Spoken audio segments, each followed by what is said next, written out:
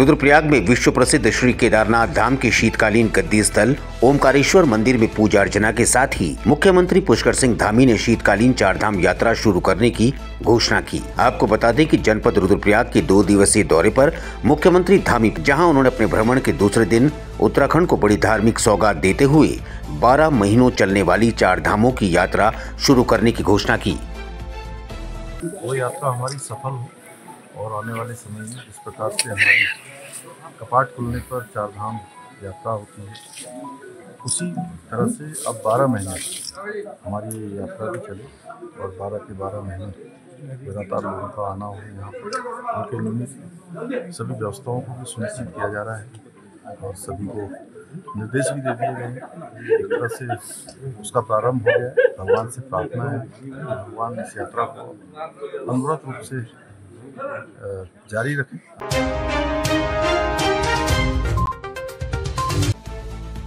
निरगुरनी क्षेत्र में 25 लाख की हुई चोरी का पुलिस ने खुलासा कर दिया। आरोपी और उसकी पत्नी को 21,50,000 रुपयों और कुछ पुराने सिक्कों के अलावा 7 सफेद धातु समेत चेन के साथ गिरफ्तार किया गया। ये 24 नवंबर को श्री भगत सिंह राव जी हैं, इनके घर पर चोरी हो गई थी और काफ़ी कैश इनका जो करीब इन्होंने 29 लाख से उस समय बताया था कि इतना करीब कैश रहा होगा, क्योंकि विभिन्न लोगों से कुछ अपनी सेविंग और कुछ लोगों से मांग कर अपने रिश्तेदारों से लाए थे, क्योंकि उनको कहीं एक आवश्यक कार्य था उस पर्पज से, और सिर्फ ये जानकारी उन्हीं को थी। तो इस जब ये घटना एक बड़ी चोरी थी और इतनी बड़ी मतलब क्वांटिटी में कैश जाना, तो इस संबंध में जब इसे समस्त पूछताछ के बाद इसमें टीम ने बहुत ज़्यादा इसमें मेहनत करी, क्योंकि जो इसमें चोर शामिल था वो अपने गाड़ी से ना आकर वो कभी मतलब पब्लिक ट्रांसपोर्ट यूज करके जगह जगह घूमकर, और तब उसने घर को टारगेट किया था।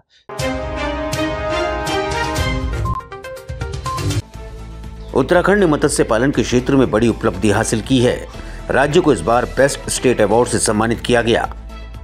हमारे समस्त अधिकारियों को, माननीय मुख्यमंत्री जी को सबसे पहले, जिन्होंने लगातार इस 3 साल में सरकार ने मत्स्य पालन को बहुत सपोर्ट किया है। जितनी भी हमने फंडिंग मांगी, जो भी हमने योजनाएं मांगी, हमको मिली है। और मैं केंद्र सरकार का बहुत बहुत धन्यवाद करूंगा कि पिछले साल हमको एनिमल हस्बेंड्री विभाग को बेस्ट स्टेट का अवार्ड मिला था और इस बार हमको मत्स्य पालन में बेस्ट स्टेट अवार्ड मिला है। देश के प्रथम सीडीएस जनरल विपिन रावत की 3री पुण्यतिथि पर देहरादून के कनक चौक स्थित उनके स्मारक पर श्रद्धांजलि दी गई। इस दौरान सैनिक कल्याण मंत्री गणेश जोशी और पूर्व सैनिकों ने उनको पुष्प अर्पित कर श्रद्धांजलि दी। इस दौरान उनको याद करते हुए सैनिक कल्याण मंत्री ने कहा कि वो हमारे देश और उत्तराखंड का गौरव थे। उन्होंने कहा कि आज जो उत्तराखंड के पर्वतीय युवाओं को सेना में ऊंचाई की छूट मिली है, वो सब उन्हीं की बदौलत है। आज देश के पहले सीडीएस हमारे उत्तराखंड के गौरव जनरल विपिन रावत की 3य पुण्यतिथि है। आज हमने उनको नमन किया है, उनको श्रद्धांजलि अर्पित की है, क्योंकि मैं जब भी उनसे मिला वो उत्तराखंड की बात करते थे, उत्तराखंड के बारे में सोचते थे। मुख्यमंत्री धामी ने होमगार्ड्स एवं नागरिक सुरक्षा स्थापना दिवस पर रैतिक परेड की सलामी ली। सीएम ने इस दौरान कई घोषणाएं की, जैसे पुलिस कर्मियों एवं एसडीआरएफ की तर्ज पर 9,000 से अधिक फीट ऊंचाई पर सेवा देने पर होमगार्ड जवानों को 200 रुपए प्रतिदिन प्रोत्साहन राशि दी जाएगी। प्रशिक्षण पूर्ण होने के बाद एसडीआरएफ के साथ काम करने वाले होमगार्ड जवान को प्रतिदिन 100 रुपए प्रोत्साहन राशि दी जाएगी।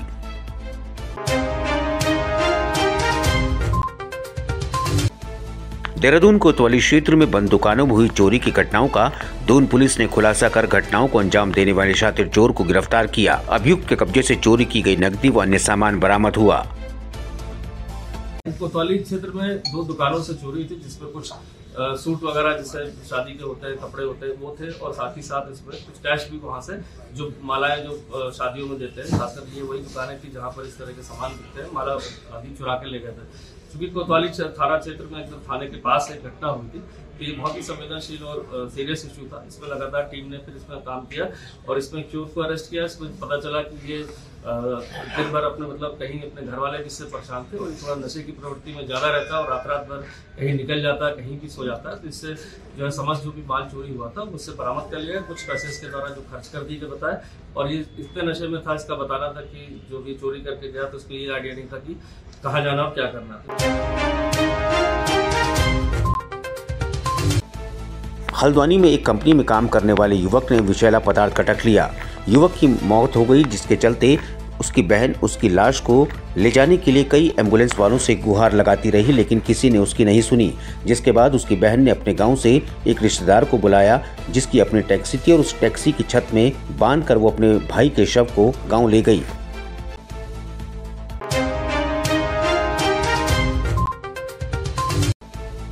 उत्तराखंड में आगामी दिनों में प्रदेश के सभी 102 नगर निकायों में चुनाव होना है। इसके लिए निर्वाचन आयोग ने अपनी प्रक्रिया को तेज कर दिया। इसके साथ साथ निकायों में आरक्षण की फाइल पर अब राजभवन की संस्तुति का इंतजार है। प्रदेश के शहरी विकास मंत्री ने कहा कि निकायों में ओबीसी आरक्षण के लिए विधानसभा की प्रवर समिति बनाई गई थी। आरक्षण को लेकर कोई समिति नहीं बनी है।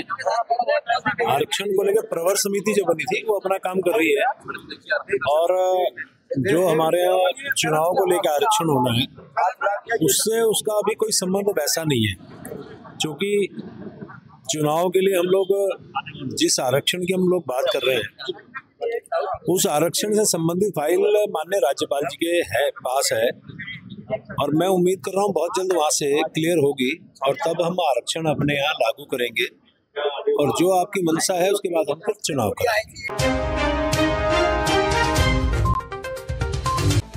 गढ़वाल लोकसभा सांसद अनिल बलूनी चमोली जिले के जोशीमठ पहुंची। भारत सरकार द्वारा संचालित योजनाओं की उन्होंने समीक्षा की। देखिए, दिशा की बैठक हर 3 महीने में प्रत्येक जिले में लेनी होती है। मेरे संसदीय क्षेत्र में 3 पूर्ण जिले हैं और 2 जिले की टिहरी जिले की 2 विधानसभा और 1 नैनीताल जिले। तो मुझे 3 जिले की दिशा की बैठकों में अध्यक्षता करनी होती है। तीनों, क्योंकि मैं पौड़ी की कर चुका हूँ, रुद्रप्रयाग भी हो चुकी है, चमोली जिले की आज बैठक हो गई है, और सभी विभागों में जो भारत सरकार द्वारा संचालित जो योजनाएं हैं उनके साथ साथ जो राज्य के द्वारा भी संचालित उन पर भी चर्चा हुई है।